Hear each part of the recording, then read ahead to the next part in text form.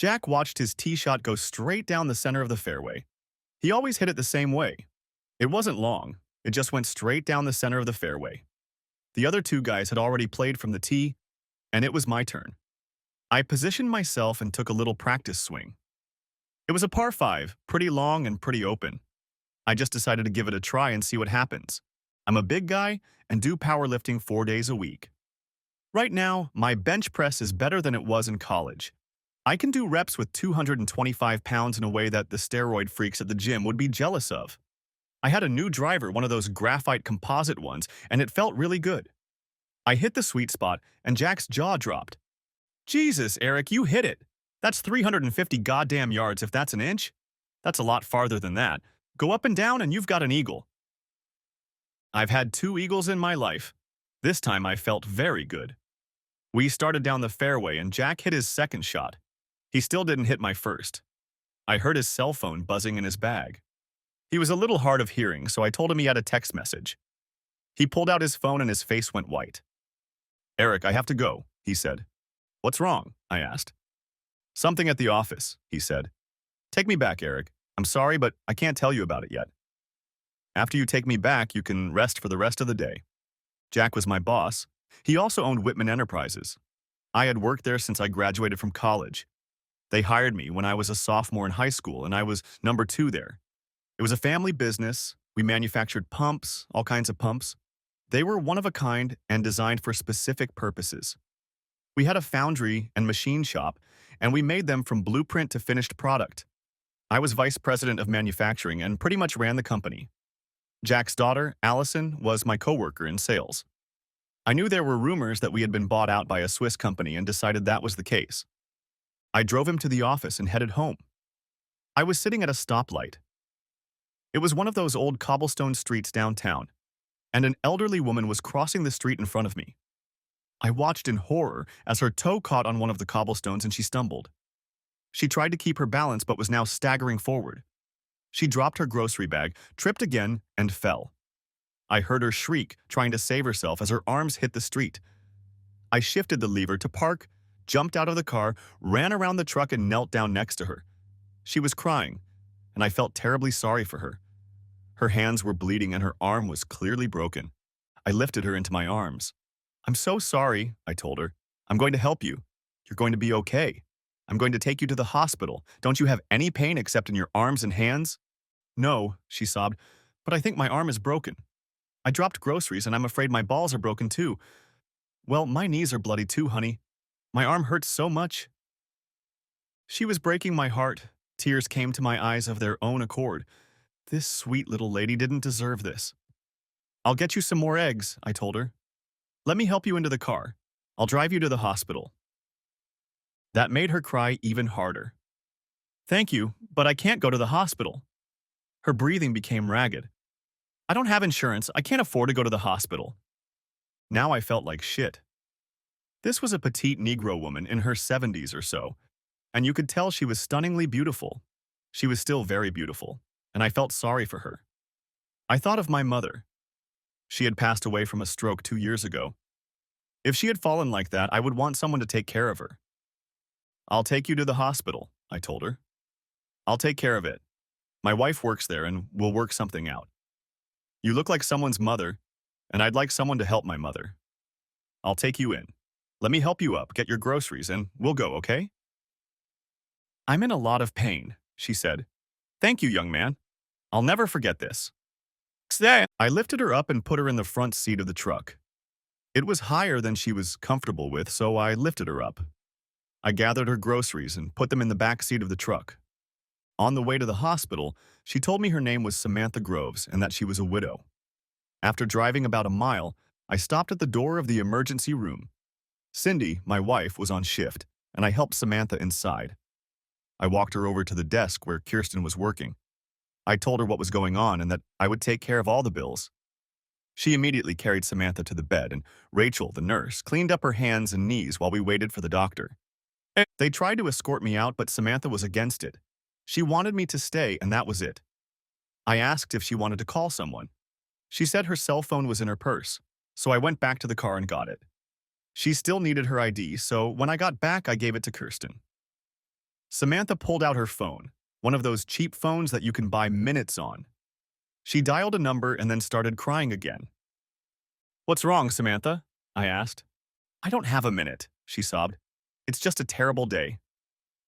"Here, use my phone." I handed her my Android. I had to show her how to use it, and she spoke to one of the women on the other end of the line. "Cecilia, I fell and hurt myself," she said. "I'm in the hospital." "No, I'm being helped by a very nice white man. Please, sweetheart, would you please?" "Okay, please don't worry." I wondered where Cindy was. She worked in the emergency room. She was a physician's assistant and was supposed to be doing this. I poked my head out and saw Rachel. "Where the hell is Cindy?" I asked.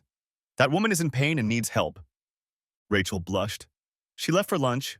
I called her, and she'll be here any minute." "What do you mean she left for lunch? She just got here." Cindy worked from 3 to 11.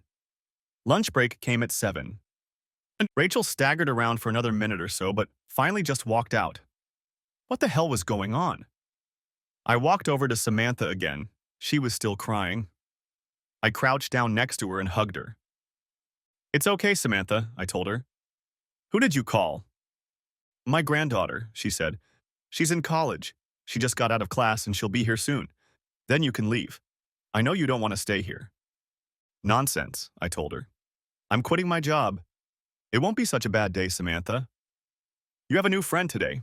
You're on the mend, your granddaughter is on her way, and you won't have to work for a while because you'll have a cast on your arm." She giggled and hugged me back.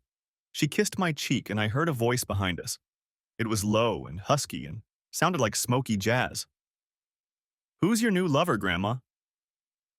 I looked back and saw a vision framed by the hospital curtain. She was small, swarthy, and cute as a newborn kitten. She walked to the other side of the bed and kissed Samantha. "I don't know his name," Samantha said. "I was so excited I forgot to ask. I think he's a good Samaritan. He took care of me.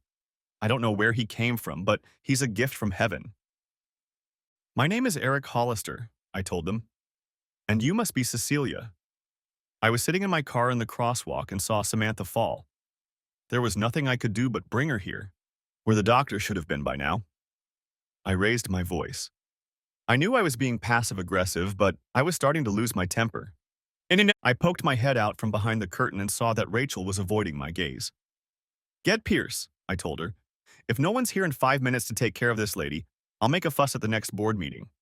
"Where the hell is Cindy?" "Dr. Pierce went to lunch with her," she said. "Well, that's just great," I thought with disgust. "Call Olivia." "Your daughter is just an intern," Rachel said. "Can she prescribe medication and order a cast for this lady?" I asked. "Yes, she can do that," Rachel acknowledged. "Then page her," I told her. I went back and sat down in the chair next to Samantha. "My daughter is practicing here," I told her. "She'll be here in a minute." I thought of Cindy and that creep Pierce going to lunch together. What the hell was going on? Cindy knew damn well I wasn't going to like this. I'd made that clear to her several times before. The first time we dated was about 6 months. I met Cindy when we were assigned to be lab partners on a biology lab paper. She was just gorgeous. A tall, lush girl with dark hair, fair skin, and the bluest eyes you'd ever seen. After lab, I asked her out for a cup of coffee, and while we were there, I suggested dating, and she said yes. We went out to dinner and a movie, I know. Not the most fantastic date in the world, but I was 19 years old. She kissed me goodnight at the door of her room, and I asked her out again. We had been dating for 6 months, and I was walking out of an electronics store with a new video game when I saw her and George Cooper walk into the Chili's restaurant next door. I walked in, and they were sitting together in a booth on the last row. He was hugging her, and she was laughing in his face. I turned around and went home. I had an apartment across the street from the school, and I just picked up her stuff, put it in a box outside the door, and went to class. For 2 days, I didn't go home or talk to her. She called me about a dozen times and sent me a bunch of emails, but I didn't read them or respond to them. Twice, she would wait for me outside the auditorium when class was over, but I would come back and tell the professor I needed to talk to him in his office. We talked on our way out the door, and she didn't have time to say anything. I was skipping biology labs. When I got up Saturday morning, she was asleep, curled up in the hallway outside the door. I stepped over her and walked down the hall. I must have made some kind of noise. I tried to be inconspicuous, but she jumped up and ran after me down the hallway, wrapping her arms around me from behind. She whirled me around, her eyes blazing. "What's wrong with you, Eric?" she shouted. "Why did you put my stuff out in the hallway? Why won't you talk to me? Why are you avoiding me? Have you met someone else?" "No, I did," I told her. "I heard Cooper has an opening. Maybe you should give him a call. I know third-line runners have busy schedules." "Is that what this is about?" she asked incredulously. "You know I went to high school with him, right?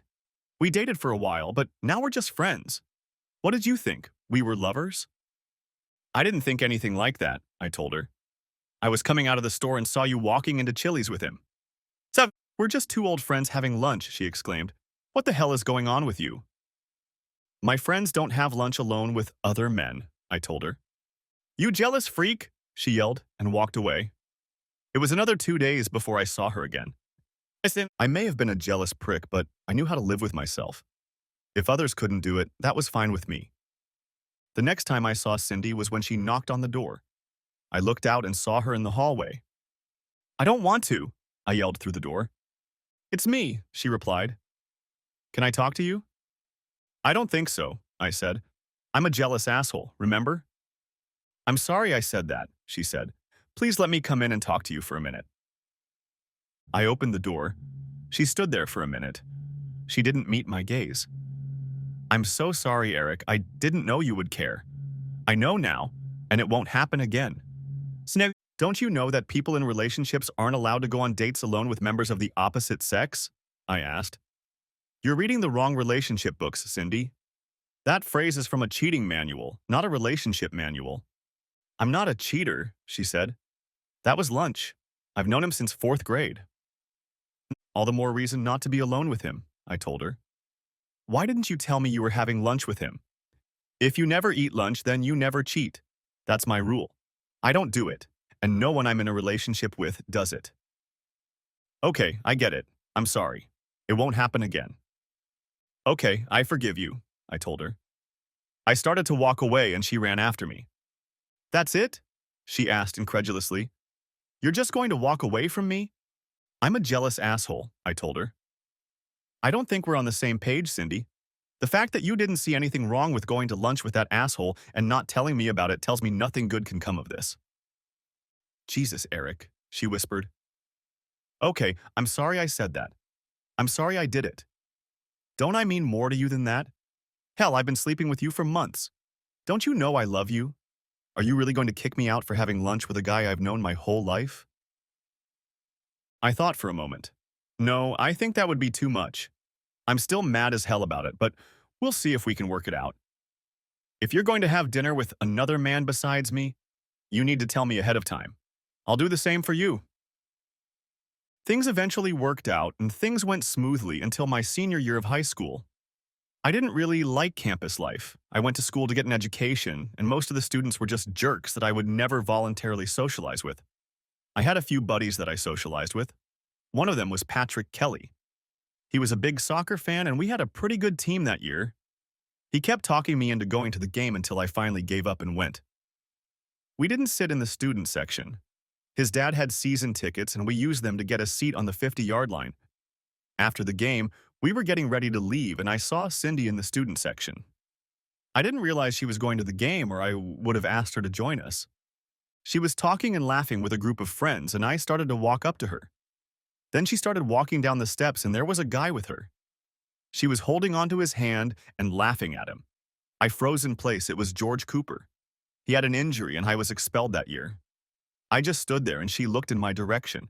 Our eyes met, and she froze in place. I turned and walked away, but I heard her calling my name. I left Patrick there and continued walking. She caught up to me in the parking lot and grabbed my hand. "Eric, oh my God, Eric." "It wasn't what it looked like. I didn't—" I interrupted her. "I don't care, Cindy. Let go of my hand." "Talk to me, Eric." She started to cry. "Let me—" "I asked you politely to let go of my hand," I told her. She lowered her hand and I started to walk away. She turned around and stood in front of me. "You're not leaving until you give me a chance to explain," she barked. "Goodbye, Cindy." I walked around her and left, crying. She called me about 10 times a day until the semester was over and I didn't answer or listen to her messages. She set up her camp in the hallway outside my apartment, but I just packed up, climbed out the window, and stayed with Patrick for the rest of the semester. Over Christmas break, I went to my parents' house and she stopped by a couple times to see me. I told my mom and dad not to let her in and refused to go to the door. I transferred for a semester and drove 50 miles to school. Mom and dad were mad at me. I didn't care. When I graduated, I got a job near Austin and moved into an apartment. Once in a while, I'd hear about her when one of my friends mentioned her, but I never saw her. I moved back to Central Texas about 6 months later, and one day her father showed up at work when I wasn't home. I saw him standing by my car and started to pack for the return trip. After thinking about it, I decided not to stick around. This was going to suck. I walked to my car and he looked up when he heard me. Eric, I know I'm the last person you want to see, but I'm a father and I have no choice. I love my daughter. I know what she did was very stupid. I know she did it twice. The problem is that she really loves you, Eric, and she's miserable. She lost 20 pounds. The first 5 didn't hurt, but she doesn't sleep, barely eats, and only leaves the house when she hears you're back and thinks she might see you somewhere. Put us out of our misery, Eric. At least talk to her. Maybe we can put this behind us and she can move on with her life. Please, our whole family is suffering. It was as disgusting as I'd imagined it would be. I felt so sorry for him. It wasn't his fault, and he was my 6th-grade baseball coach. I'd always really liked him and his wife. Okay, Mr. Peterson, I told him. I don't know what to do about it. Cindy did that to me once, and I thought I made myself perfectly clear. I never imagined it would come up again. She doesn't think like I do. I don't know how to deal with it. I understand, he nodded. I even agree with you, but please just talk to her. Listen to what she has to say. That's all I'm asking. Thank you, Eric. I owe you a debt of gratitude. You don't owe me anything, Mr. Peterson, I told him. You taught me how to play first base. I'm the one who owes you. Tell her I'll come home and pick her up at 6 o'clock on Friday, okay? We went to Cheddar's and I bought her dinner. I had heard it before several times and I didn't want to hear it again. I knew I was going to hear it whether I wanted to or not.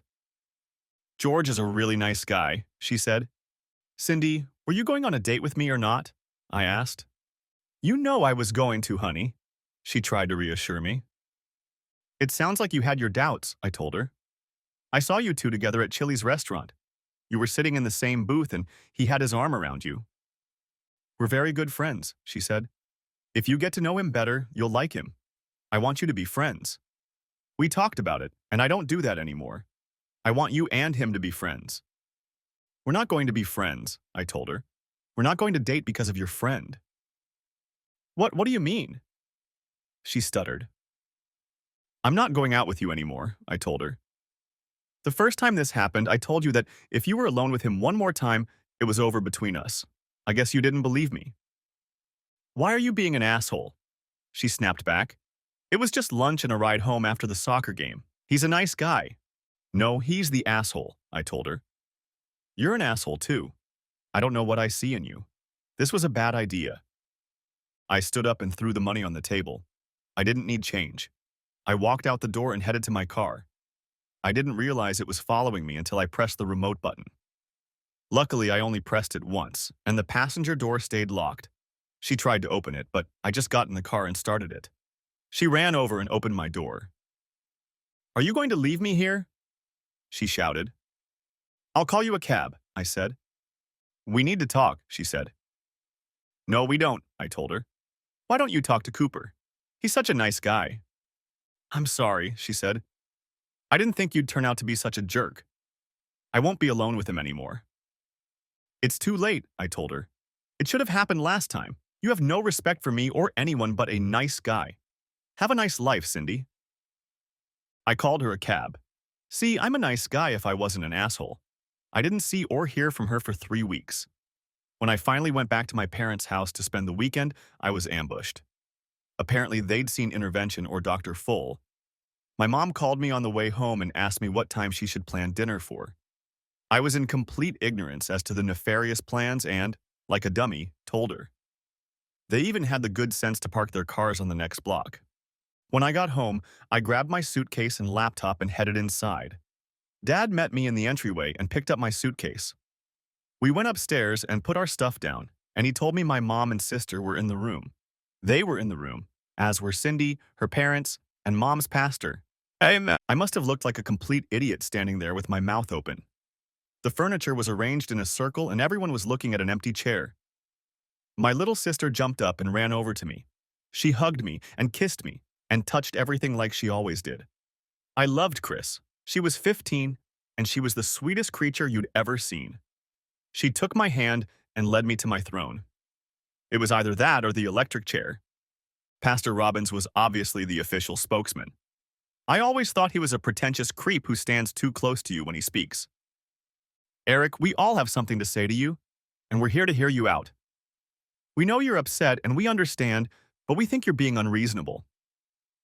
I looked around. They were all smiling and nodding at me. I love you, honey, and I want us to be together for the rest of our lives, Cindy said in her softest voice. Just listen to what we have to say, and then we'll listen to you. It was Dad's turn. I wondered if they had planned who was going to speak and in what order. Son, did you know that your mom has male friends and I have female friends? Silence ensued. Do you want me to talk? I asked. They all smiled and nodded. I didn't realize you had an open marriage, I said. You've been so careful to keep it from me all my life that I was completely in the dark. The smiles faded a little. I think I'd gone off script. Are you hanging horns on Dad, Mom? I never suspected anything. She had the grace to blush. Why do you say that? She asked. There's no need to be rude. That's not what your father meant. We have friends of the opposite sex. Everyone does. Okay, that was informative. Is it my turn now? I asked. Cindy's father spoke up. Robin and I care about you very much, Eric. He smiled back. Cindy loves you with all her heart. She's devoted to you, and asking her to give up her friends is just unreasonable. You're not going to break up with her because Cindy has friends, are you? There was silence again. Is it my turn? I asked. They all smiled and nodded. Okay, that was a lot of fun, I said. I appreciate you all being here to explain everything to me. I can see how unreasonable I've been. I just need to go up to my room and think for a few minutes. You all wait here. I'll be back in about 10 minutes. Oh, the bliss on their faces was excruciating. I stood up and Cindy came over and kissed me on the cheek. Chris looked at me happily. I got up and walked up the 3 steps out of the room and then the 7 upstairs to my bedroom. I took my suitcase and Chris took my computer. She followed behind me. We went outside and put them in the trunk. You're not coming back, are you? She asked. No, baby, I hugged her. I love you, but I'm done with this shit. Call me and I'll pick you up. We'll go somewhere, just you and me. Okay, Eric, she kissed me. I love you too. I'm sorry they embarrassed you like that. It's not your fault, honey, I told her. I'll see you again. I squeezed her one last time and pulled away from the driveway. I rolled down the window. Take a walk, honey, I told her. Give me a chance to get out of town. She nodded and walked farther down the street. 20 minutes later, the answering machine informed me of a call. It was Mom. Hi, Mom, I said. Where are you? She asked. Where's Chris? Is she with you? She's out walking, I said. I'm just passing through Hillsboro. She hesitated for a few seconds. But you said you'd be back soon. Well, yeah, but I decided not to, I said. Please feel free to go on without me. Oh, Mom, from now on, Chris is the only one of you I'll be calling. Don't write, don't visit, don't use your telepathic powers that you obviously possess that tell you how unreasonable I am. Bye, Mom. Eric, wait, she said.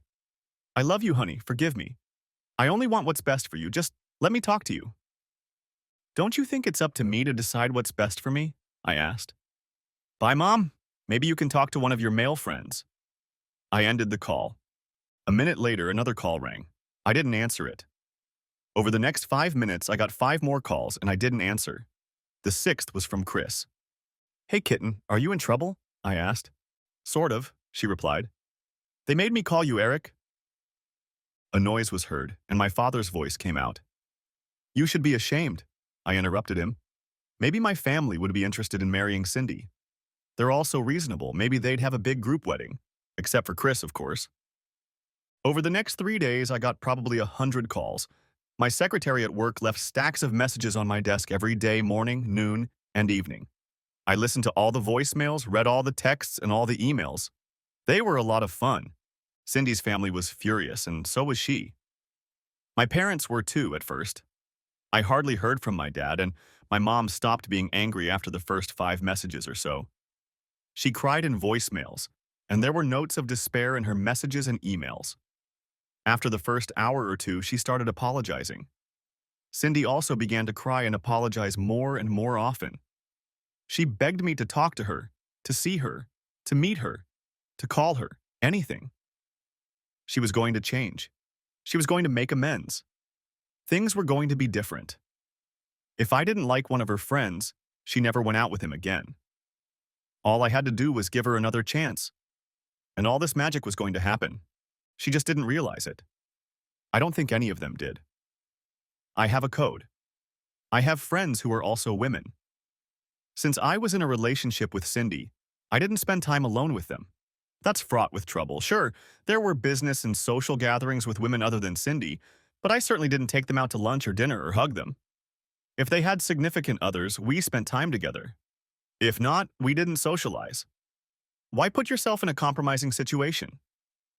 My father told me that my whole life. You date people you know. You marry the people you date. You do it with the people you're alone with and the people you get into relationships with. It's a conscious choice. The whole, I didn't mean for it to happen or it just happened thing makes me sick. It's a matter of conscious choice. I chose to be a one-woman man and my partner chose to be a one-woman man. If it sounds like I'm inflexible, you're damn right I am. Sue me. Over the next week, I went on a couple dates and had a good time. When Cindy wasn't around, it was kind of a relief. It was especially liberating not having to guess where she was or who she was having lunch with. I went back to McKinney and stayed at a hotel that weekend. I picked Chris up to take her to Six Flags. She ran out and jumped in the car when I stopped. "You should hurry," she said. It was already too late. Mom came running from the sidewalk as I started to back up. She jumped on the hood of the car, and I just couldn't get away. I rolled down the window. "What do you need, Mom?" I asked.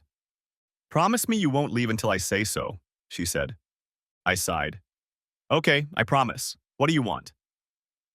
She stood up and walked over to the window. Leaning over, she put her arms around me and kissed me. "I wanted to apologize," she said. There were tears in her soft brown eyes. "I should have respected you more, Eric. I love you so much and you're killing me by not talking to me. You are my only son and I beg you to forgive me. Don't cut me out of your life." I stroked her soft cheek. "What are you doing next Saturday?" I asked her. She looked at me hopefully. "Nothing," she said. "Maybe you want me to do something?" "Why don't I come and get you and Chris?" I said. "I'll take you to IKEA in Round Rock." Mom loved that place. "Then we'll take Chris to the stores and have dinner." Her smile was bright and happy. "10 sounds like a good time," she said. "We'll be ready, won't we, Chris?" Chris was enamored with outlet stores and much less so with IKEA, but she wanted to go. We had a great time at Six Flags and I was looking forward to the next weekend. Things were going well at work that week. I had just started working and had a pretty steep learning curve to go through.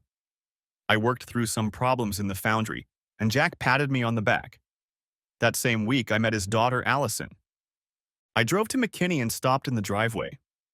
Mom and Chris came out all happy and animated and jumped in the car.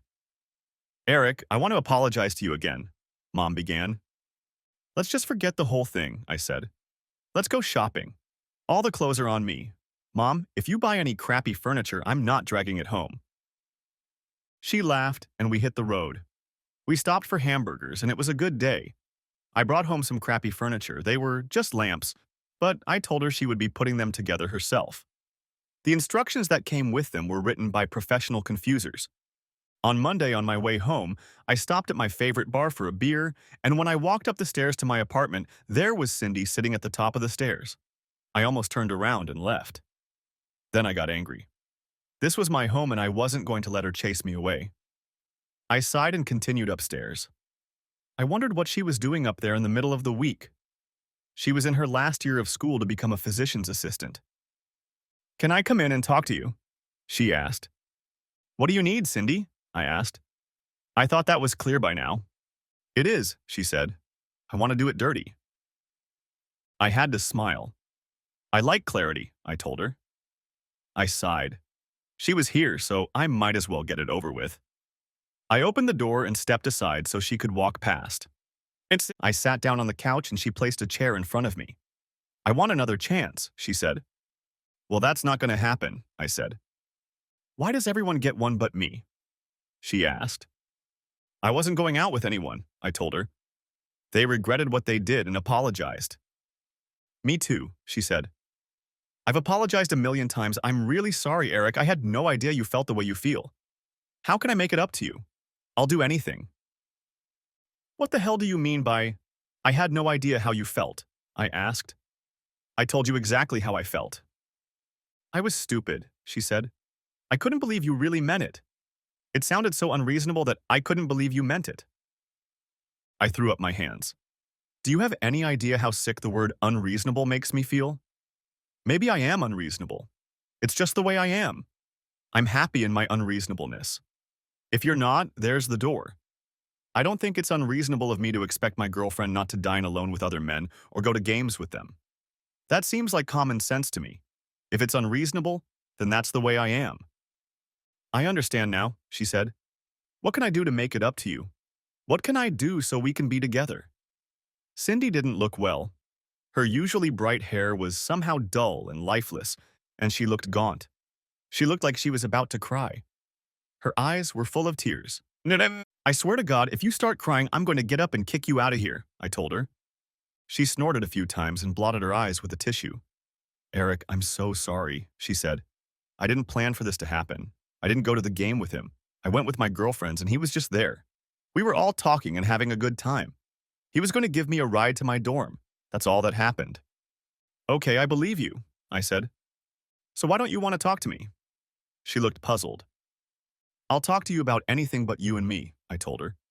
I didn't think you wanted to talk about anything else. I don't understand, she whispered. I want to talk about you and me. If you don't believe I went there to meet him, what's the big deal? You went with him, I told her. My girlfriends don't ride in cars alone with other men. I realize it's work and I'm not unreasonable enough to worry about it. I thought I made myself clear.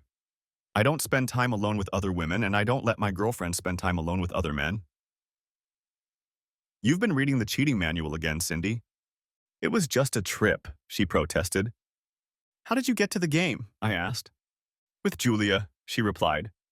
Why didn't you go with Julia? I asked. For a minute, she sat stunned. I don't know, she said. I do, I told her. He cut you out of the herd and left you alone. That's how it starts. You let him do it. You knew that if you ever thought about it, I wouldn't like it. There, now I realize it, she said. I've been stupid. But I can learn, Eric. Now I see where you're going with this. I didn't realize. Do guys really do that? How did we end up together? I asked her. You asked me if I wanted a snack after lab, she said. Who were you with? I asked. Julia and Robin. You cut me out of the herd, didn't you? Absolutely right. That's how it works. I have you alone. It's just the two of us, and that's how it works. That's how romances start. That's exactly what Cooper wanted. I let him, didn't I? Yes, Cindy, you did. I can't live with it. I can't always be there to make sure you don't go off alone with some man. That's your job, and you're not doing a good job of it. I'm so sorry, she said. I didn't realize what was going on. It makes sense now. He's been calling me ever since. Eric, if you give me another chance, this will never happen again. I gave you another chance, I said. You blew it. Yeah, but I didn't understand, she said. I couldn't understand why you were reacting the way you did. I understand now. I'm not going to let it happen again. Okay, suppose I believe you. Now what? I asked. Will you go out with me on Friday? She asked. She did not raise her eyes to me. Okay, what time? I asked. I still didn't trust her, and that didn't change until I accidentally overheard the conversation. I was on my way home from work and stopped by the grocery store to buy a couple bottles of wine. The wine department had high racks that were impossible to look through. As I turned to the department I wanted, I saw a couple guys on the other aisle. One of them was George Cooper. They were talking louder than they should have. "What happened to that hottie you had on the line?" The guy I didn't know asked. "You mean Cindy?" Cooper asked. "Yeah, she was smoking," said the other guy. "She has a douchebag boyfriend," said Cooper. "I was just about to make a deal and he saw us together. He made a scene, and now she won't even talk to me. It's not going to last long. I'm going to keep calling her and eventually wear her down. I'm going to do it again. She says she will never talk to me again, but I won't give up." That surprised me. Cindy kept her word, and I was impressed. She had a chance and she passed the test. That made it so much easier for me to move on. I dealt with Cooper, too. It's hard to call women when your right arm is in a cast. He had one more year and lost his scholarship. That was 27 years ago, and until about age 5, she was true to her word. Then someone gave her a book. It had something in it about her needs, his needs, and Cindy was fascinated by the book. Suddenly, all this psychobabble about getting in touch with our feelings came pouring out of her mouth. She explained it all to me. Men and women are different. I was shocked. Who would have thought? Who buys this crap? Do I really have to pay $29.99 for someone to point out the obvious to me? And I was pretty sure I knew this from the first time I met the girl. There was all this crap about how men don't understand women, that they often live in deprivation because their men don't understand or care about their needs, and that they can take their lives into their own hands by letting us know that they need emotional fulfillment. She had all these great ideas about what we should do. We talked for hours about all sorts of nonsense in carefully organized and bonding meetings. We acquired a bookshelf filled with the most pointless and stupid books imaginable. We watched boring and stupid movies designed to make me realize my callousness and insensitivity. She would highlight passages from silly books for me to read. The insanity became more and more extreme. Most of the wise advice she received and disseminated seemed to have one goal. A woman needs emotional fulfillment, and her husband is incapable of providing it. However, if he truly loves her, he will support and encourage her on her journey to find emotional security. And only then can she find true happiness. This is exactly what she has been striving for the past 5 years. As far as I knew, her behavior hadn't changed. She went out with groups without me, spent a lot of time in her circle of other sympathetic women, but never alone with other men. I lived by the same rule. We both understood emergencies, work, and family, but never were alone with members of the opposite sex for fun. Until that day, apparently. I had no idea how long that had been going on. "Daddy, land to daddy." Olivia tugged on my arm. I gave her a hug. "Hey, baby, sorry, I got a little distracted. Olivia, these ladies are Samantha and Cecilia. Samantha is hurt. Can you help them?" "Where's Mommy?" she asked. "That's a good question," I said. "I'll want to talk to you about that later. Can you get Samantha cleaned up?" "Sure," she said, turned and looked at Samantha again. "So why are you here with that ignoramus?" She nodded in my direction. "He's helping me, and you should be more respectful of your father," Samantha told her. Olivia snorted. "Well, he's not respectful at all, so that's out of the question. But I love him with all my heart. Is that enough?" Samantha's eyes sparkled. "I can see that, dear. He's been so good to me. He brought me here in his truck, put me in this beautiful room with such lovely nurses, and I'm so grateful to him. You don't need to stay any longer, Mr. Hollister. Dr. Olivia and Cecilia will take care of me."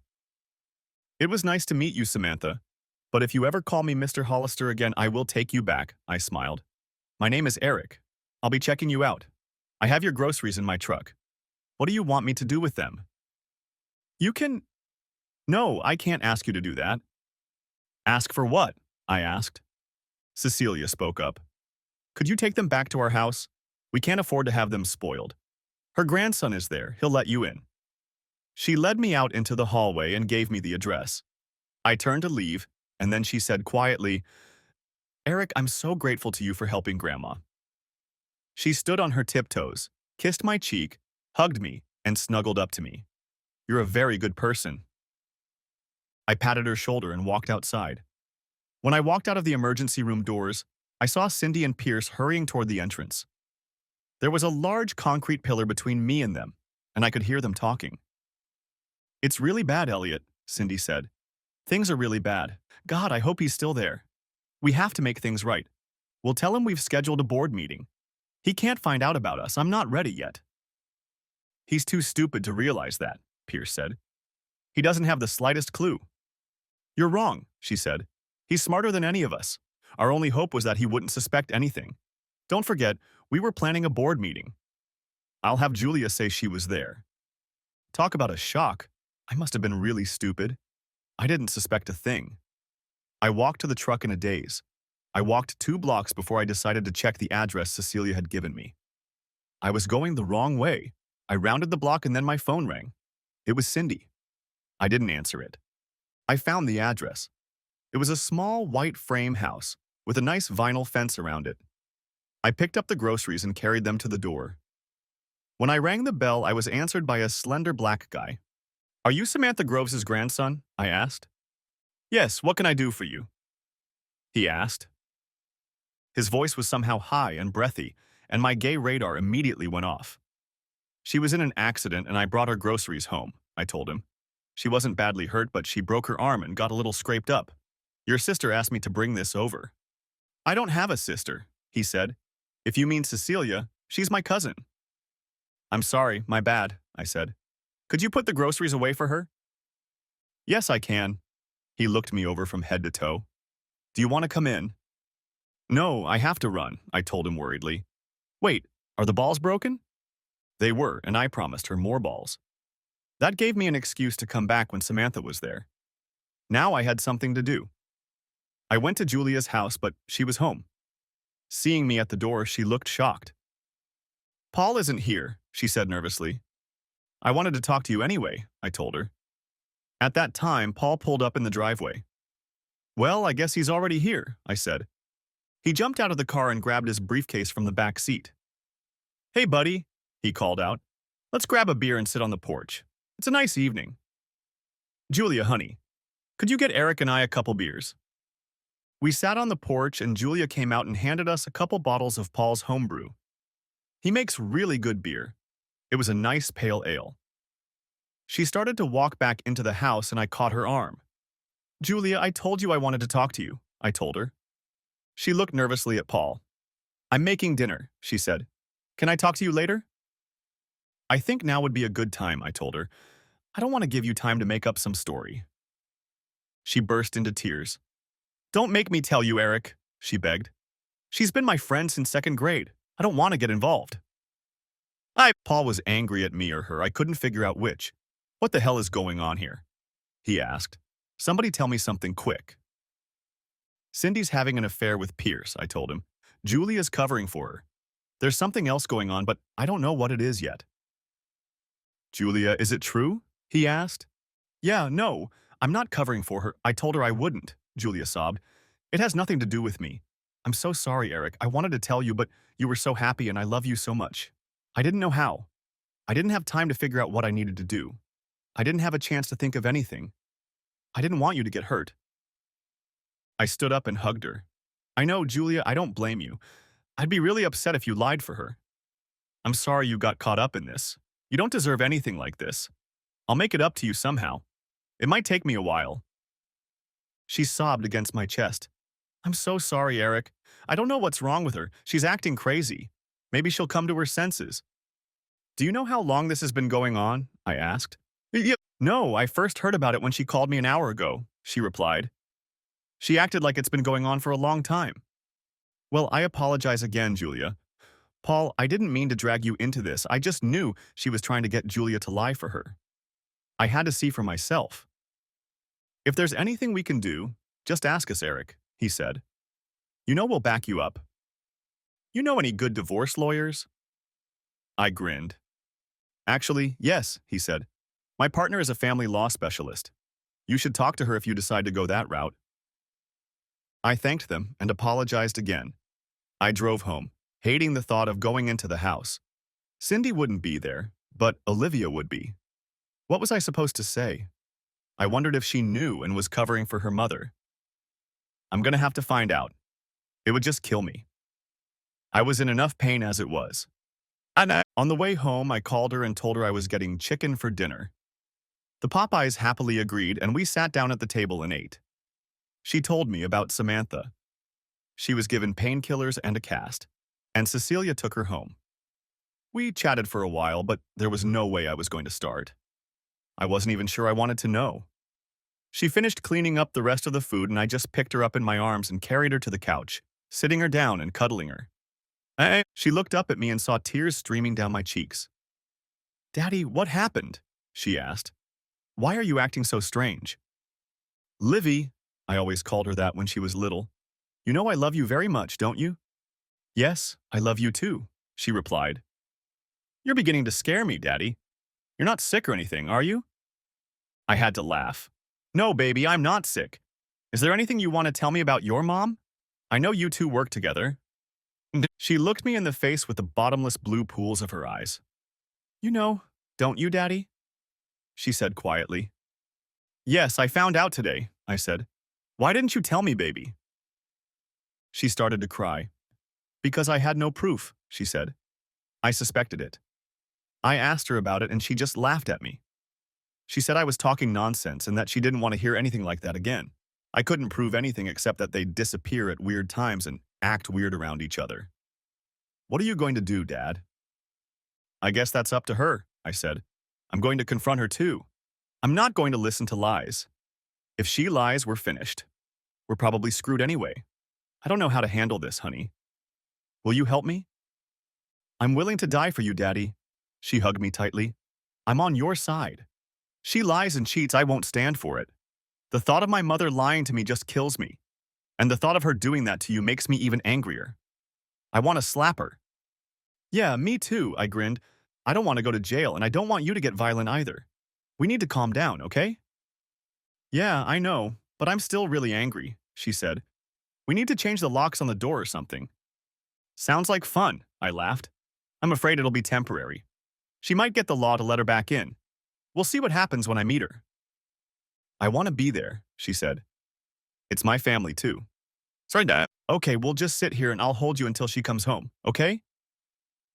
We cried together for a long time. I felt like my life was crumbling around me, and I don't know what I would do if my baby girl wasn't by my side. It was still more painful than anything I had ever experienced, but I knew that Olivia and I would be together. Eventually, we just cried it all out. We made some adjustments to our living arrangements and waited. She got up, brought us each a scoop of ice cream, and we watched a movie until we saw Cindy's car headlights come on in the driveway. She looked very excited when she walked into the house and saw us. Olivia was still beside me and had her arms around my neck. Cindy tried to wave me off. "Hey, you've been waiting," she said. She walked over and tried to kiss Olivia, but she pulled her hand away. "Leave it alone, Mom," she practically spat at her. "We all know. Don't try to pretend everything's okay." "Eric, can I talk to you alone for a few minutes?" Cindy started to stalk toward the bedroom. Noticing that I wasn't moving from my spot, she stopped. "Just a few minutes," she said. "No, it's okay," I told her. "What are you doing, Cindy?" She came back and sat down in the club chair across from us. I saw her squared her shoulders and took a deep breath. "I have a relationship with Elliot Pierce," she said. "It has nothing to do with us, Eric. There's nothing wrong with us. It's something completely separate from our marriage. I'm not leaving you or anything like that. It's just something I need. I can talk to Elliot, and we have an emotional connection. We talk about everything. You won't notice a difference in our lives. I won't neglect you. This is just between me and him. I need something else. I've been very happy with you, but I need something different than what you're giving me." Olivia laughed. "Yeah, like that's gonna happen. Be realistic, Mom." "Olivia, this has nothing to do with you," Cindy said. "It only has to do with your father and me." "So when are you moving out?" I asked Cindy. "What are you talking about?" she asked. "I'm not moving. Why would I want to move?" "Well, you need a new place to live," I told her. "After the divorce, we're going to have to sell this house. Olivia and I need to find another place." "What divorce?" she asked. "We're not getting a divorce. I don't want a divorce." "I don't care what you want," I told her. "The complete lack of respect you just showed me and your daughter has gotten you to this point. What the hell have I said or done in the last 27 years to make you think I would agree to this? No, we're getting a divorce, Cindy. I predict it's going to be long and nasty. And after the divorce, a long and nasty single life awaits you. Why are you acting like this?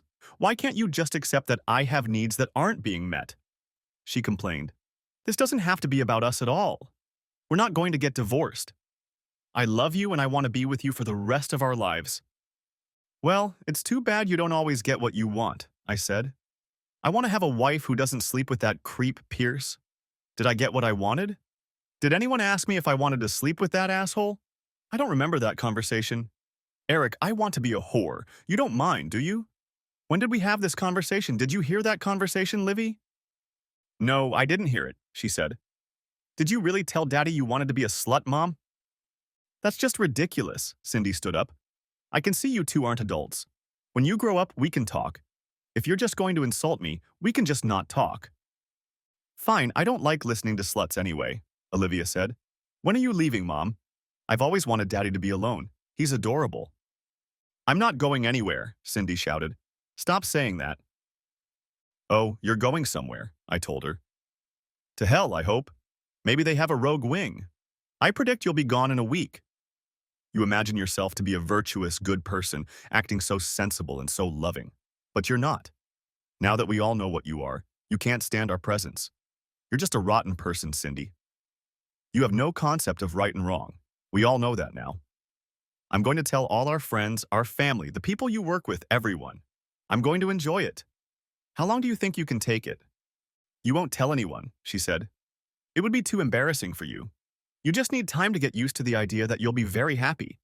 You won't be hurt in any way, I promise. I love you, Eric, and I'll do anything to make you happy. Olivia burst into laughter. You really don't get it, do you? You have no idea how evil you are. All you do is shit on our whole family, on your husband, and on your marriage. No, you won't make him anything but miserable. His happiness is now my project. I couldn't help but squeeze her in gratitude. I needed to vent all my anger. Cindy, do you remember George Cooper? Her face went pale. It's George Cooper, but the permanent one. Good luck with the rest of your life. You might even meet him again. You don't seem to be too picky about the people you sleep with. You bastard, she said. How can you say that? It's not like that at all, and you're the only man I've ever slept with. I didn't sleep with Elliot. Olivia and I looked at each other. I was kind of shocked. The question was, did I believe her? And the other question was, did it matter? I decided it didn't. So what's holding you back? I asked her. Yes, she answered. I need you to accept it. Elliot and I have already talked about this. If you really love me, you'll be happy for me that I've found such an emotional outlet. He doesn't mind that I love you and that I would never leave you. It's just meeting my emotional needs. Olivia was hysterical. Oh, God. She gasped. She couldn't stop laughing. Mom, I never knew you were like this. Where did you get this nonsense from? Did that evil creep Elliot put that nonsense in your head? God, I hope I didn't get any genes from you. Cindy blushed, and I thought she was about to explode with rage. Olivia, you can go to your room, she said. I'm not going to let you disrespect me like that. Are you crazy? Olivia asked. I'm 25 years old. I'm a grown woman. You can't send me to my room. I pay my house payment every 3 months, just like you. I have my own wing. Why don't you go to your room? Oh, wait, that's Daddy's room. Maybe we'll let you stay in one of the guest bedrooms until the divorce. I hate cheaters, and you're one of them. I hope that bastard was worth it.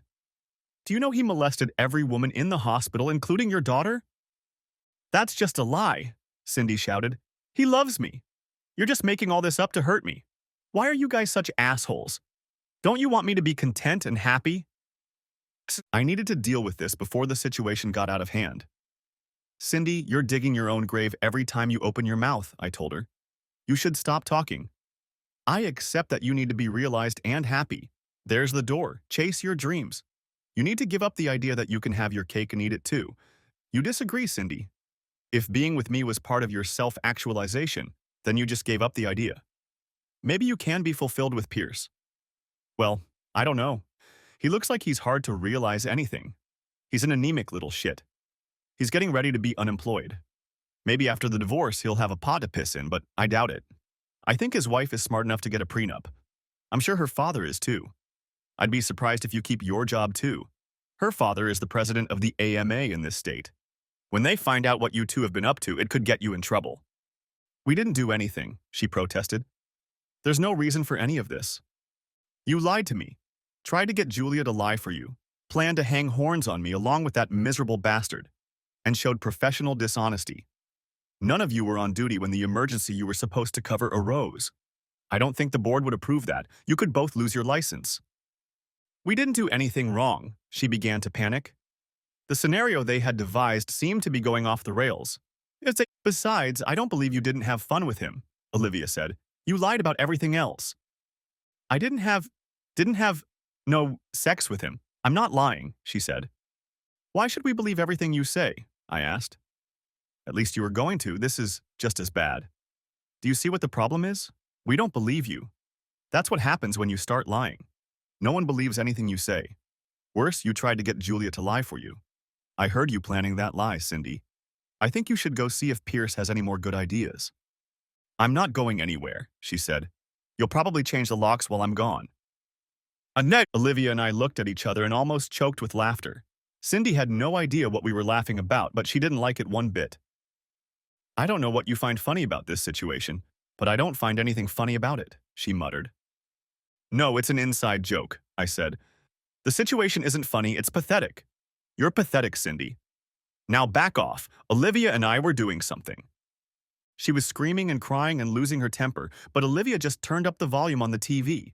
We have an amazing sound system, and we just ignored her. Finally, she went to the kitchen and heated up some chicken. She came back and tried to sit on the couch with us, but we moved to my big chair. Finally, she got tired of it. Okay, she yelled over the TV. Just act like a couple of spoiled brats. I'm going to bed. Reaching the bedroom door, she found it locked. Olivia turned off the television for a moment. Your stuff is in the blue room, she said affectionately. That's Daddy's room. She turned up the volume again, and Cindy just stood there watching us, then walked out into the hallway. When she closed the door, I kissed Livy and we went to bed. In the morning, I left for work before they got up, but nothing was happening there. Jack was in a meeting and left an order for me to take the day off. That was good because I had an appointment with Paul's partner. Her name was Jasmine Albright, and she was one hell of an impressive lady. She was in her early 40s and just radiated class. Tall, slender, swarthy, with a mane of blonde hair, she was just gorgeous. She was smart as a whip and got me cleaned up pretty quickly. I spent the rest of the day running around town doing all the weird things she wanted me to do. I visited the bank, the insurance agency, the HR department at work, and our investment advisor. I sat on the phone all day, talking to people who didn't understand English, getting credit card changes, policy changes, and a million other things. I was exhausted. I had one more stop to make. I went to the grocery store and bought 3 dozen eggs. I took them to Samantha's house and Cecilia opened the door. I was struck again by how beautiful she was. She was so petite and cute. She looked to be about 14, but I knew she was in her second semester of college. The slender boy was absent, and I was glad for that. Cecilia gave me a hug and invited me in. I walked into Starbucks and bought 3 coffees and 3 poppy seed muffins. Samantha was reading a magazine in a comfortable chair in the living room, and her face lit up at the sight of me. She tried to get up, but I hurried over and knelt down next to her chair. I put my arms around her and she kissed me on the cheek. The 3 of us sat there drinking coffee, eating muffins, and talking. Samantha was feeling much better and couldn't stop telling me how much she loved Olivia. We talked about Cecilia's schoolwork. She wanted to be an educational administrator. She was going to transfer to a 4-year school after graduating from community college and was working hard to get a scholarship. I involuntarily admired her. She had huge brown eyes and a small face. Her hair was just a curly mop about a foot long and covered her right eye most of the time. One tiny ear was visible, and it was pointed like an elf's. All in all, she looked like someone's fantasy drawing of a magical creature. She caught my eye a couple times, but only smiled and winked. I stayed for half an hour and kissed them both goodbye. I promised that I would visit them again soon, and as I left, I felt that I had made 2 good friends. I decided that I would visit them often and see if they needed anything. They didn't mention the men in their lives, and the slender young man didn't seem very cozy to me. When I arrived, Livy was home and I invited her over for a barbecue. I told her about my day, and she told me that Pierce had taken Cindy somewhere for a long time. I guess they were planning their strategy. Well, I was executing mine, and everything was going well. We both went to bed before Cindy got home. She knocked on the bedroom door, but I put in my earplugs and just went to bed. In the morning, I left, and there was a note on the table for me. She decided we needed to talk and asked me to wait for her in the evening. Work was back to normal, but I was out of sorts. Allison came in to discuss some sales-related issues, and there was no way I could focus. The third time she had to shake me up, she asked what was going on with me. "I'm sorry, Allie. I'm not at my best today," I told her. "Well, you better go over there," she said. "What's the problem?" "I'm getting a divorce," I told her. Her jaw dropped. "What the hell, Eric? What did you do?" "I didn't do anything," I said. "Well, I may have done a lot, but Cindy came home and announced that she's in a relationship with that creep Pierce. It won't affect our marriage in any way. She'll make sure I'm not unhappy, but she needs to get her needs met." "Jesus Christ!" she exploded. "What the hell does that even mean?" "I have no idea," I told her. She was talking some crap about emotional fulfillment. She insists she hasn't slept with him, but she's going to, and if I love her, I should let her be happy. She got up and walked over to the bar. She poured us each a couple fingers of her good bourbon, came back and sat down.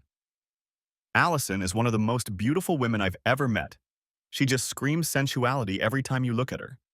It's almost impossible to put into words. Her body is just perfect. She chews up men like a shark chews up a baitfish. I was always about half afraid of her, but she didn't stand for it and became probably my best friend. There was always tension between us, but we dealt with it. She was also Olivia's best friend. "What are you going to do?" she asked. "You're not planning any stupid revenge plans, are you?" I laughed. "No, I just want to get this over with and move on. I've wasted too much time as it is. I just don't care, Allie. I'm just tired. I'm too old and too numb to plot. I'm going to take Pierce down, but I'm not going to kick his ass or anything. I'm not going to do anything illegal. His ass is already in check, but he doesn't know that. I don't care about him enough to kick his ass." I was wrong, but I didn't know it at the time. I really believe that if they had just left me alone, everything would have been fine. Allison spent the rest of the day with me, and it was very good for my ego. She made me promise to take her out to dinner Friday night, and I headed home. When I opened the door, there was a lot of yelling inside. Cindy and Pierce were sitting on the couch, and Olivia was standing in front of them reciting a funeral prayer. She jabbed a finger at his chest, and he made the mistake of waving her hand away. Before he realized what hit him, she grabbed his hair and pulled his nose down to meet her rising knee. The nose didn't win in this fight, so I pulled him out the door by his hair. When we got to the porch, Olivia kicked him in the ribs and I pulled him to me and threw him off the porch into a barberry bush. He squealed as if he'd been kicked to death by house cats and was writhing on the ground. The thorns scratched him bloody, and he crawled to the curb and got into a parked car. As he got out of there, he burned his tires, and I looked at Olivia. She burst into laughter, and we separated in different directions there on the porch. Cindy didn't laugh. "I can't believe you did that," she shouted. "We came here to have a civilized conversation, and you acted like savages. I can't believe you did that to this nice man." "You didn't even give him a chance. You would have liked him if you had given him a chance." "I gave him a chance," I told her. "I didn't kill him, so he has a chance to start running when he sees me. Back off, Cindy." "Baby, do you want to go to a movie?" I asked Olivia. We cleaned up, changed our clothes, while Cindy stood in the hallway looking at us enthusiastically and went for a walk. We watched a really bad movie that Olivia loved and I hated and went to eat wings. When we got home, Cindy was gone. There may have been an emergency at the hospital involving the removal of the barbs. Friday night, I took Allison out to dinner and we went to the club. My conscience was clear. My marriage was over. She was an amazing dancer and had given me all I could handle. Guys were constantly asking her to dance, and she said she wouldn't dare show up unaccompanied. I volunteered to accompany her anytime. "There aren't many hot women on my social calendar," I told her. She grinned. "Well, I'll agree with you. You know, I've had a crush on you since I was 15. "Yeah, I've noticed you pining," I laughed. "I've been scared to death of you since you turned 15. "I know," she said. "I would never hurt you, you know that, don't you, Eric?" "I know, sweetheart. I told her. In fact, I'm not so afraid of you. You're very loyal to the ones you love. If I found the right guy, I'd be very loyal to him too. She nuzzled her face into my chest as we danced. That man could be you, Eric. I'm honored, Allie, I told her. I'm really upset right now. I don't know if I'll ever get over it. Remind me again when you decide I'm healthy, okay? Counting on it, she said. Take me home, Eric, before I attack you. I hope my batteries are in good shape today. We laughed and I drove her home. At the door, she pounced on me and it was the hottest kiss of my life. She didn't try to continue it and I was grateful. My bruised ego felt much better after that. When I got home, Cindy was still awake and trying to start something, but I felt too good to listen to her ramblings. I went to bed, closing the door behind me. Saturday morning, I didn't feel like getting up. I lay in bed and tried to make plans for the day. Finally, I got up and Cindy made coffee. I ate a brownie and drank a cup. She came in and said we needed to talk. No, we don't need to talk, I told her. Every word you say just makes me angrier. You need to stop talking. Where do you want the papers? My lawyer said the papers will be ready on Monday. Do you want them handed to you at work or here? I'm tearing up these papers, she said. Why can't you understand that I don't want a divorce?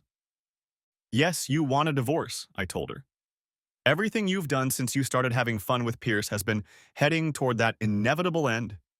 If you didn't want a divorce, you wouldn't have started this shit. Maybe I made a mistake, she said. I've been doing a lot of thinking. I don't want to lose you, Eric. I didn't think you'd react this way. You knew perfectly well I would react this way, I told her. What made you think differently? Think back to the last time you did something like that. We were just immature kids then, she said. I thought you were more mature now. I am, I told her. You aren't. Mature people don't act like you do. Hell, Olivia is more mature than you. All people are more mature than you. And you act like you're in high school. It's hopeless. You're hopeless. Why don't you go hang out with Pierce? You two are kind of alike. I went outside and started the lawnmower. She sat on the porch and watched me while I mowed the backyard. When I opened the gate and started mowing the front yard, she sat on the porch and watched. I got the weed knife out and trimmed everything, and Olivia came out and went swimming. She sunbathed for a while, and I went into the house and took a shower. I put on my swim trunks, grabbed a couple beers, and headed over to her place. We had a few water fights, sat on the edge of the pool, drank beer, and chatted a bit like father and daughter. She had a date that night, and I wondered what I could do to get my mind off of thoughts of Cindy. I called Cecilia and asked if I could bring dinner for her and Samantha. She seemed to like the idea, and I cooked most of the day. I'm a pretty good cook and put myself out to the best of my ability. Cindy asked me twice what I was cooking, but I just ignored her. I packed up the fridge and basket and drove to their house. Cecilia helped me, and we heated some things up and opened one of the bottles of wine I had brought with me. They were very impressed with my cooking skills. I even made a chocolate cake, and it was one of my best attempts. They seemed like old friends to me. I felt very comfortable with them, and we talked about nothing and everything. Cecilia asked me if I wanted to go for a walk, and as full as I was, it seemed like a good idea. We started walking, and she quickly put her little brown hand in my big one. I felt like I was walking with a little girl. She was bouncing and chattering like a little girl, too. She was absolutely adorable and very sweet. I put my arms around her and pulled her to me. She wrapped her arms around my waist and pressed her thigh against my hip as we walked. I felt really sad. I remembered all the walks we had taken with Cindy that went like this. Cecilia must have sensed something wrong because she looked back at me. Are you okay, Eric? She asked. This has nothing to do with my current company, I told her. It's something else. I don't want to ruin the mood. I really enjoy spending time with you and Samantha. I'm a very good listener, she said. My wife told me last week that she's having an affair with another man, I said. She says she hasn't slept with him yet. I don't believe her, but the idea that I have to put up with this because she needs it just boggles the mind. Here's what she told me.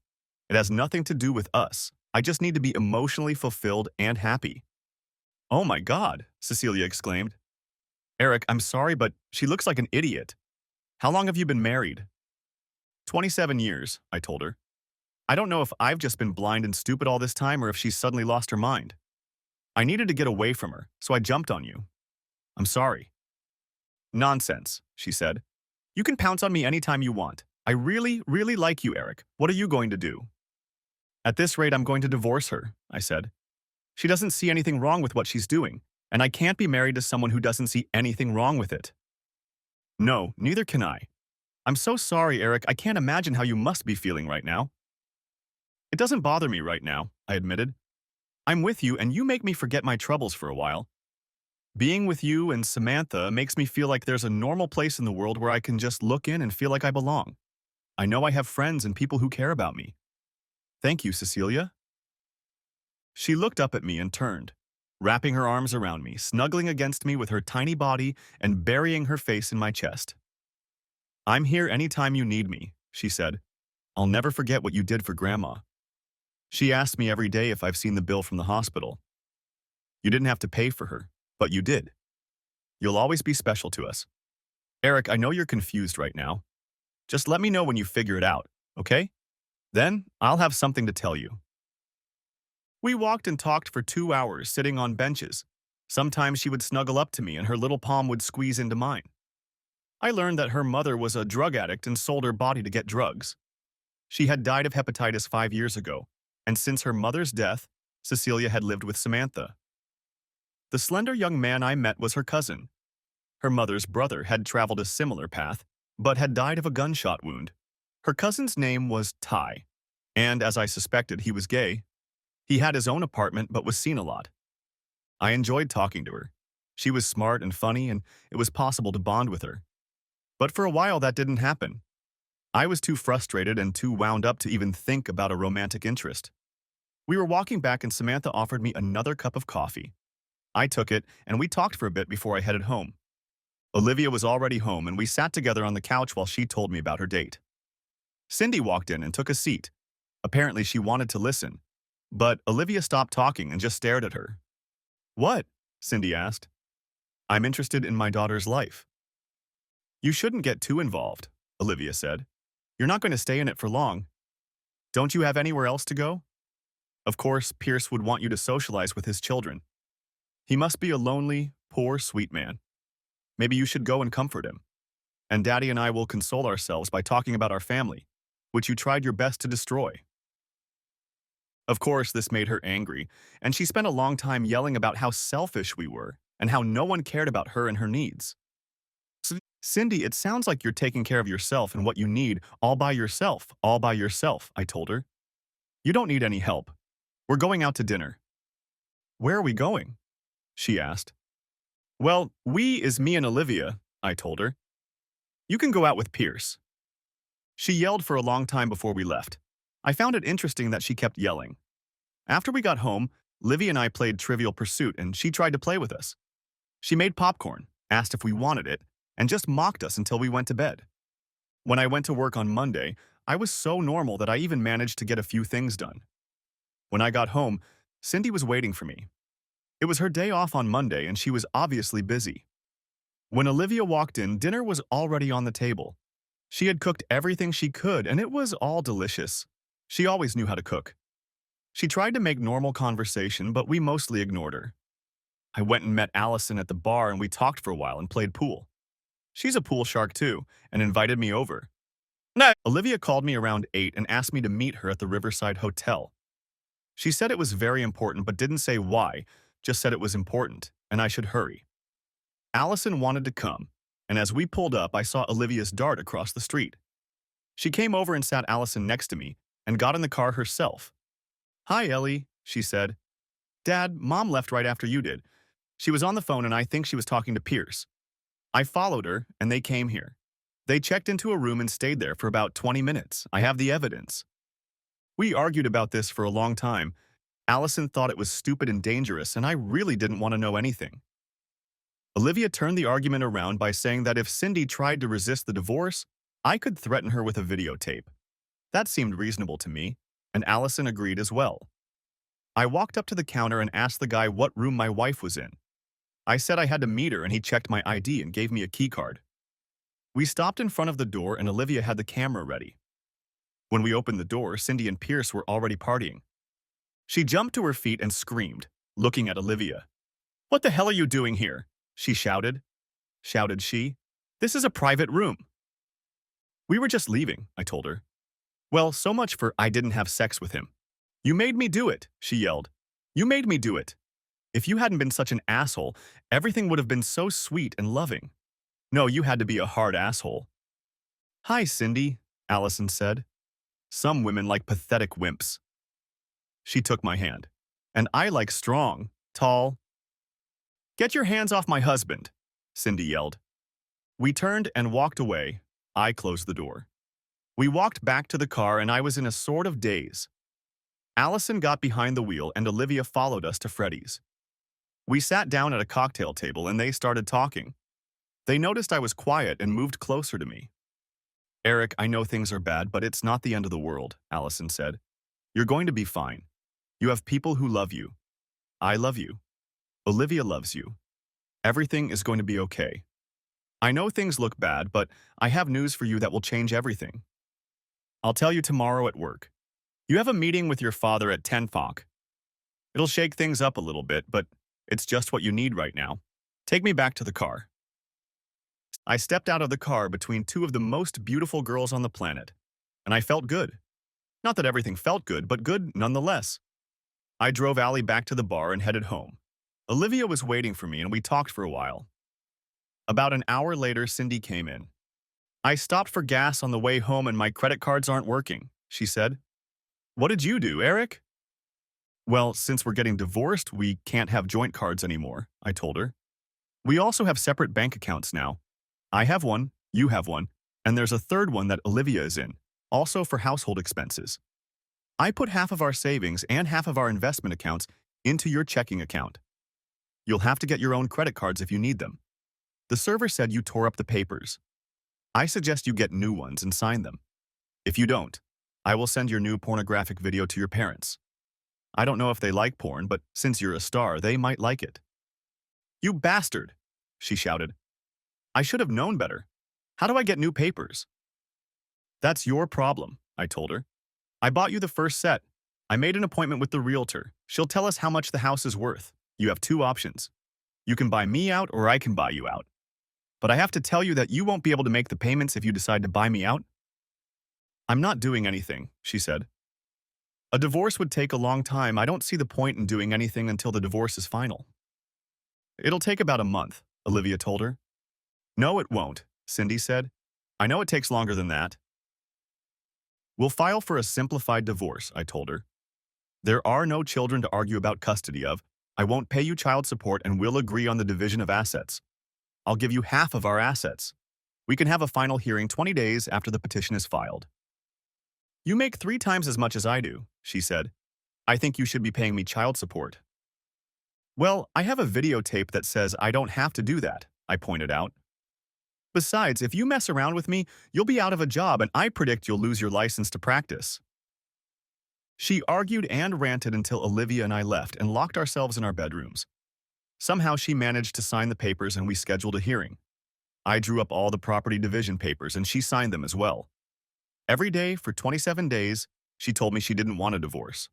She loved me, and it was all just a misunderstanding on my part. As the hearing approached, she became more and more desperate. 3 days before the hearing, she left me a note that she needed to talk to me and Olivia and asked me to wait until she got home from work. She ran upstairs and took a quick shower, then came back downstairs and brought us all a mug of beer. She asked us to sit around the bar in the kitchen and talk to us while she made something to eat. It was obvious that she was very nervous and didn't know how to start. She took a couple bites from her dinner and just stared at us for a minute. It was unreal. We had been here so many times and now it was over. I had no idea what she wanted. Finally, she sighed and started. Eric, Olivia, I want to apologize to both of you, she said. I've made some terrible mistakes. I never thought any of this would happen. I never thought it would come to this. I completely misjudged you, Eric. I expected you to understand and support me. I realize now that it was a mistake. I understand. No, you're not wrong, I told her. It wasn't a mistake. You still don't see anything wrong with what you did. In your mind, the problem isn't what you did. It's that I didn't understand or support you. It was just my emotional need. Why can't you understand that? I love you, Eric. Always have and always will. Why are you so jealous and immature? Well, I remember something about us standing in front of 100 people and promising each other to leave everyone else behind, I told her. And before that, you said you understood me, and that what you did then would never happen again. It did. Only this time it's worse. It's not that I don't understand and support you, Cindy. It's that you are lying, deceitful, and unfaithful. You did this, not me. Oh, please. Now she was disgusted. What about all the time you spend with Allison? I know about you and her. You don't know shit, I told her. I haven't laid a finger on that girl, but don't think I didn't think about it. You know what kept me from doing it? I was married to you. I loved you with every fiber of my being, and the thought that I might betray you, hurt you, kept me from having a relationship, let alone sex with anyone else. In all the time I've been exclusively with you, I've never had another woman, sexually or otherwise. It's all because of you. I don't believe you, she said. I do believe you, Olivia said. You're the only one I don't believe. Of course you do, Daddy's little angel, Cindy shouted. You've always hated me, and you've always been on his side. Bullshit, said Olivia. You're just mad at everyone around you because you screwed it up yourself. Now you say you're apologizing. For what? For getting caught? What's the big deal? You have no idea what you're talking about, Cindy yelled. Of course I do, Olivia grinned. It's pathetic, Mom. And you left Daddy for this? I didn't give up anything, she cried. I never wanted any of this to happen. I don't want a divorce. I love you, Eric. Don't you see that? No, I just see a supremely selfish woman who needs to fulfill her needs regardless of the damage she does to others, I said. Are we done? No, Cindy sobbed. What do I have to do to make this right? I'll do whatever you want me to do. Please don't divorce me, Eric. Let Daddy speak for himself. Eric? She looked at me with pleading eyes. Okay, don't sneak around behind my back, don't date other men, don't lie to me, I said. Oh, wait, you've already done all that. The train has left the station, Cindy. We've had a few happy years. I'm not going to burn your house to the ground. I'm willing to give you half of everything we have except Olivia. Thank God she's all grown up now. I'll keep her. I don't want half of everything. I just want you, Eric. She turned and walked up the stairs looking like she was a zombie.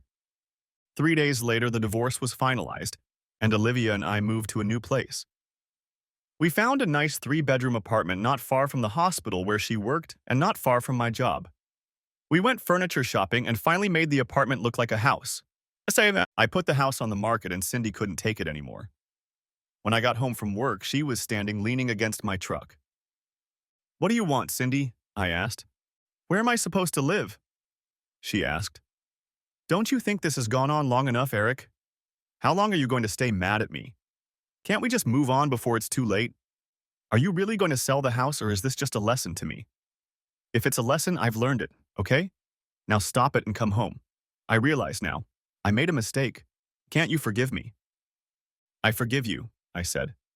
Now can you please move away from my door so I can go home? She walked away to her car and I went home, not to my old house, but to my new house. I had been there for about an hour when the phone rang. It was Jack. Eric, we have a meeting at 10 in the morning, he said. It's one we were supposed to have a while ago. We ran into some problems, but things are going as planned now. This is important, and I want you to be kept up to date on everything. Allison has told me about what's going on in your life. I want to know that you can handle it. I told him that I was fine and that I would be ready. I really was fine. I had surprised myself. Upon reflection, I realized it was almost inevitable. What was surprising was that it lasted as long as it did. There was something wrong with Cindy's moral compass. She'd always been like this. The only thing holding her in the right direction was the fear of losing me. I made such an impression on her after the George Cooper story that she didn't forget it for 27 years. The idea that her needs had to be met finally overcame her fear, and she began to act on it. I had lost a lot of time. I was 46 years old and needed to start planning for the rest of my life. I called Allison to see if she wanted to spend time together. She had a date set up. I called Samantha and invited her and Cecilia to dinner. They were free, so I made reservations at Gino's. It was a nice Italian restaurant that I had been to before. It was a little pricey there, but the tetrazzini were unbeatable. I took the car to sample them. I didn't feel like driving a truck to a nice restaurant. They made it to my house, and I let them in when they rang the doorbell. They oohed and awed about the new apartment, and I treated them to a glass of wine and gave them a big tour. When we were ready, I took them into the garage. Cecilia started jumping up and down. "Oh my God," she exclaimed. "What is that?" I looked around for a spider or something. "What is it, Cecilia?" "It's a great car. I love it. What is it?" "It's a 1951 Mercury," I said. "Do you want to take a ride in it?" "Hell yeah," she practically nodded. "What's in it?" she asked. "Don't tell me it's one of those slutty 302s. "No, I don't really like that engine," I told her. "They used to put them in Mustangs, but they broke in half at over 500 horsepower. It was a Windsor 351. That's a stroker. And this is a 408, making about 540 horsepower and 575 lb-ft of torque. Tell me you're not a gearhead fan." "I like hot dogs." She snatched the keys out of my hand. It took her a minute to realize there were no door handles on the car, but she pressed the remote and the doors opened. We jumped into the car and she started it. The garage filled with a rumble and she was like a kid in a candy store. Her eyes were flashing, her hair was flying in different directions, and she was just adorable. She saw the nitrous oxide switch and squealed, "I have to try this." She couldn't wait. She backed up and tires smoking sped down the street. Samantha shrieked and I buckled her seatbelt and mine too. Cecilia laughed. "Nervous, Eric?" "Terrified," I answered her. She really was a very good driver. She kept in the fast lane and exceeded the speed limit by about 6 or 7 miles per hour. We pulled onto an empty stretch of highway and she looked at me with one eyebrow raised. I turned back to Samantha and she was grinning like the Cheshire Cat. "Hang in there," I told her. Cecilia hit the gas and we were pressed into the seats. She hit a switch and the nitrous turned on. We were flying when she turned off the switch and climbed back down. Her teeth were gleaming and she was just vibrating with excitement. "Thanks, Eric," she threw me a look. "I've always wanted to do this." "Anything to make my girl happy," I said. She threw me another glare that made my clothes glow. We had a great dinner and I kissed them both goodbye and put them in Cecilia's car. Samantha hugged me and whispered in my ear, "She likes you, Eric. Be nice to her." I winked at her and she got in the car. I went around to everyone and asked Cecilia if she would agree to go to the lake with me on Saturday. She was a little hesitant, but agreed, and I set up a time to pick her up. Just then, Olivia pulled up and said hello to me. Something seemed a little strange to me, but they only talked for a minute. She took my hand and we waved to each other as they drove away. "She's the nicest person I've ever seen," she admitted. "Age bothers me a little, Daddy." "I'm still in good shape," I told her. "Yeah, but she has a broken arm." She looked at me slyly.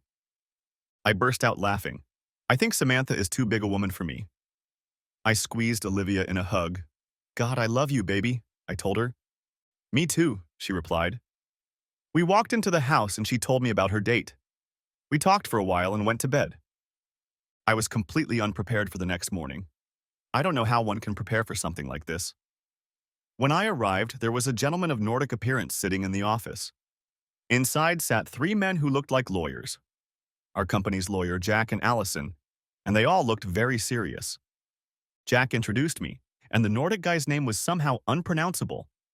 "Eric, we're selling the business," Jack told me. "I'm ready to retire. Allison doesn't want the company, but she wants the job. The only way I'll agree to the sale, and the only condition they'll put on the purchase, is that you become president of the company and regional vice president at the parent company. I have prepared a package of documents for you to review. I think you'll like it." He held out the folder to me. I didn't look at it. "What about Allie?" I asked. She smiled happily at me. "I'm moving on to your old job," she said. "I'm promoting my assistant and getting a big compensation myself.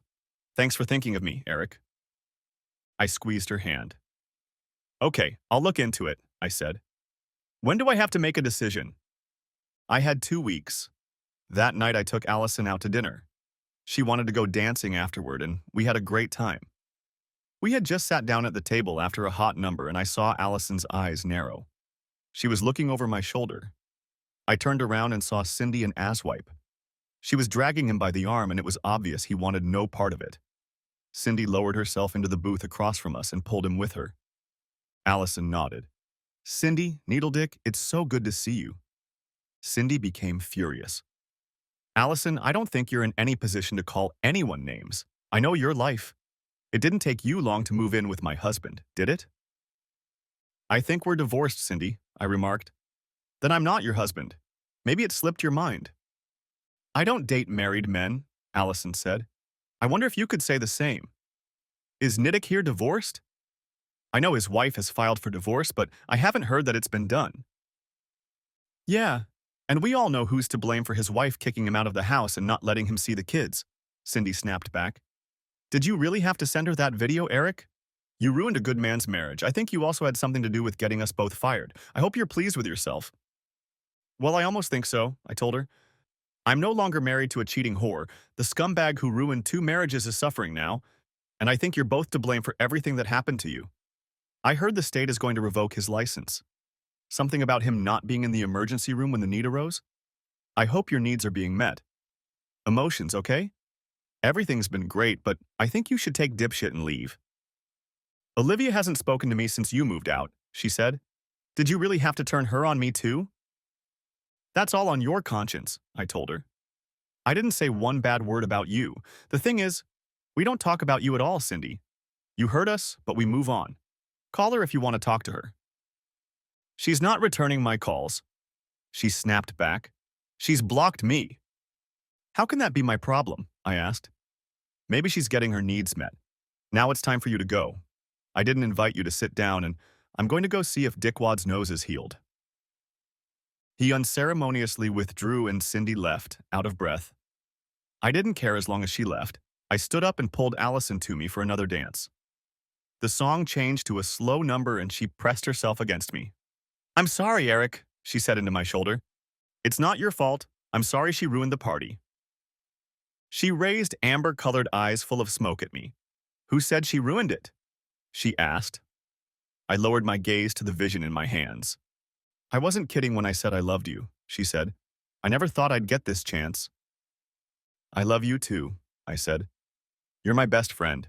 Nah. You wouldn't even go to dinner with me if it wasn't a thing, she laughed. Yeah, but I didn't trust myself with you, I laughed. I didn't trust you either, for that matter. I know you, Allison. You'd eat me up and spit the bones out. You're so wrong, she said. I've been looking for someone like you my whole life. You just set the bar so high that I could never find a guy like that. I would never hurt you, Eric. I think you've created an image of me in your mind that doesn't match reality, I told her. I'm 10 years older than you, even though you look 20-something. I'm malleable, moderately tough, and a bit of a smash. Yes, I know all that, she said. I've been working with you for years. Sometimes you piss me off. You're so damn stubborn when you think you're right, but you're willing to die for the ones you love. You have no idea how attractive you are to me.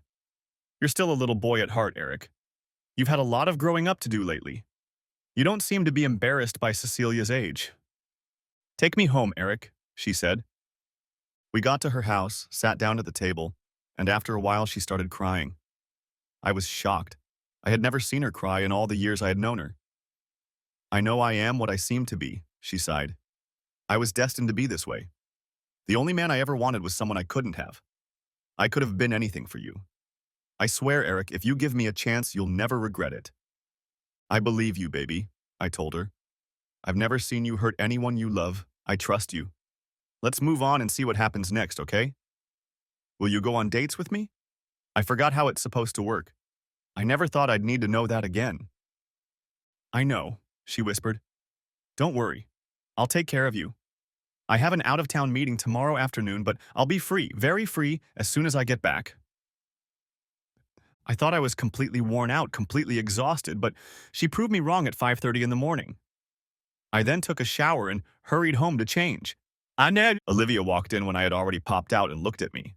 Daddy, I need to talk to you tonight, she said. Okay, baby. I kissed her cheek. I grabbed my bagel and headed for the exit. When Allison walked into work, she saw me looking at her and said, Keep thinking like that. When I get back, we'll close the door and… Jesus, Allie. I looked out from behind the door. Marla will hear you. Thankfully, my assistant wasn't at her desk. After Allison left, work became a chore, and I left at 4:30. I was exhausted and wanted to take a quick nap. Olivia was just getting home when I walked in and went to change. The doorbell rang, and when I opened it, Cecilia was standing there. She rushed inside and hugged me. "Do you want something to drink?" I asked. She wanted a beer, and I got one too. We sat down on the couch and she snuggled up against me. "Eric, I want to talk to you about something," she said. Uh-oh, I thought to myself. Life is getting complicated. I looked down at her. The thing was, she was younger than Olivia. I loved being around her. Hell, I loved everything about her, but I saw insurmountable problems, even aside from Allison. I waited for her to speak. "I don't know how to tell you," she finally uttered. "I really appreciate what you did for Grandma, and you've been so good to us ever since. I know you like me, Eric. I know what I look like, and most guys think I'm handsome. You're a very good-looking man.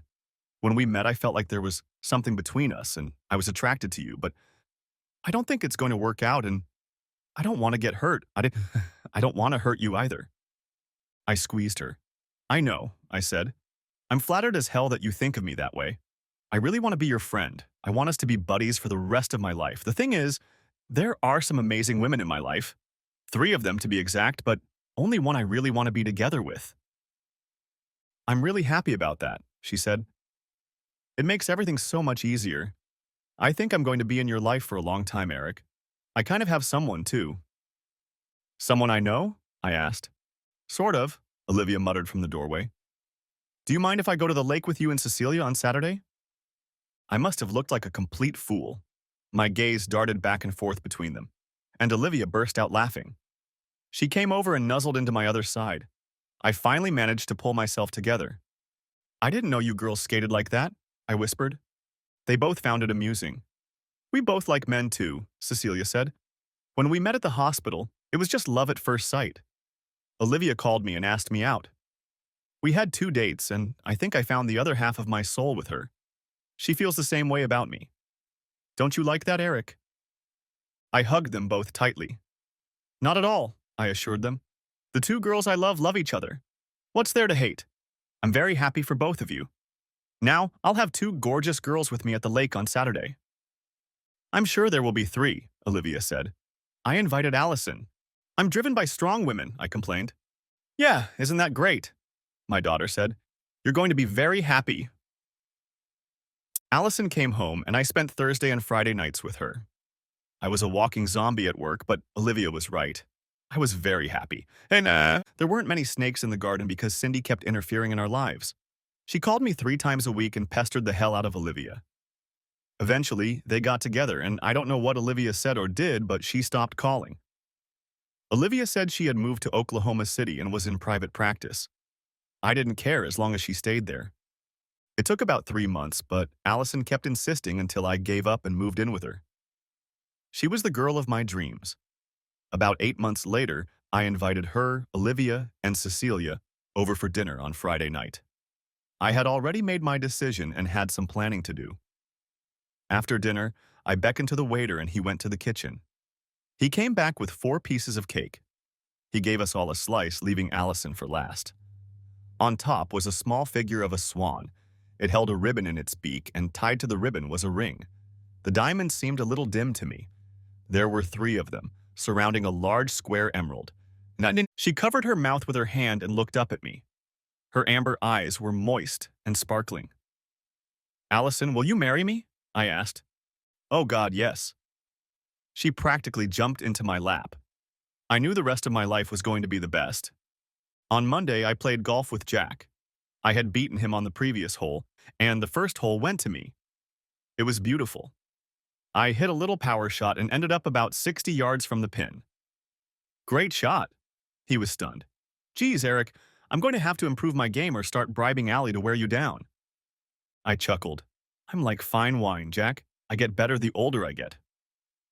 He pointed his tee shot toward the trees. "I think you can kiss that bird goodbye," I teased him. "Yeah," he smiled. "I think you're in luck." Thanks for watching. I hope you enjoyed it. Subscribe to my channel and watch for the next video.